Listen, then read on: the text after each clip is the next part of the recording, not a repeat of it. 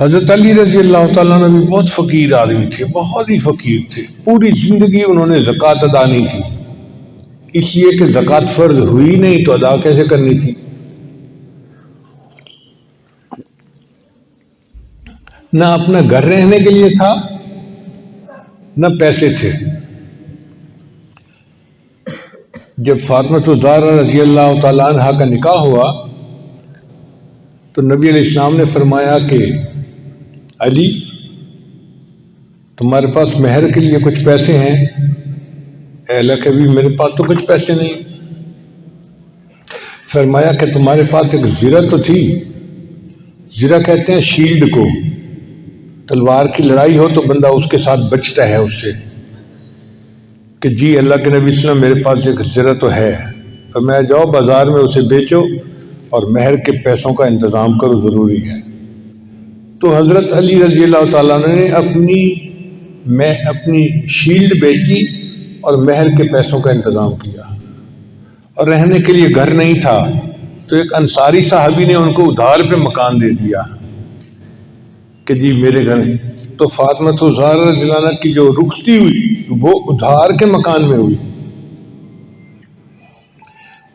آج کے زمانے میں آپ بتائیں کوئی اپنی بیٹی کا رشتہ ایسے بندے کو دینا چاہتا ہے؟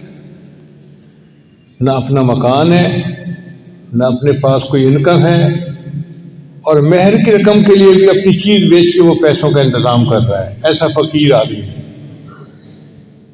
لیکن کس کو پتا تھا کہ یہ باب العلم ہے، یہ پوری امت کے اولیاء کے سردار بنے گے، اور وہ کامیاب انسان تھے۔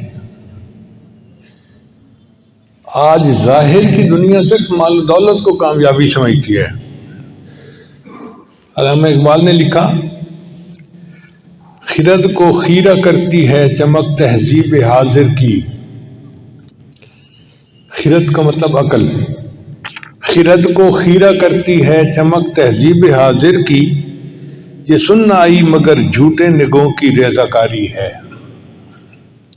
یہ دھوکہ ہے سرا کہ دولت کو، چمک دمک کو کامیابی سمجھنا، میں بڑا کامیاب، میرا کاروبار بڑا اچھا، میری انڈسٹری چل رہی ہے، میرا بزنس چل رہا ہے، مجھے پیسے آ رہے ہیں۔ بھئی یہ کامیابی نہیں ہے، خسارے میں ہو۔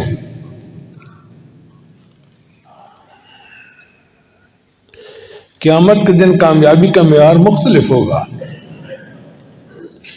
بہت لوگ ہوں گے جو ملینر ہوں گے، بلینر ہوں گے، اپنے اپنے شہروں کے بڑے بڑے جیولر ہوں گے، پیسوں میں کھیلتے ہوں گے، مگر قیامت کے دن ناکام ہوں گے۔ ان الانسان لفی خسر، اللہ فرماتے ہیں بے شک انسان یقیناً خسارے میں ہے۔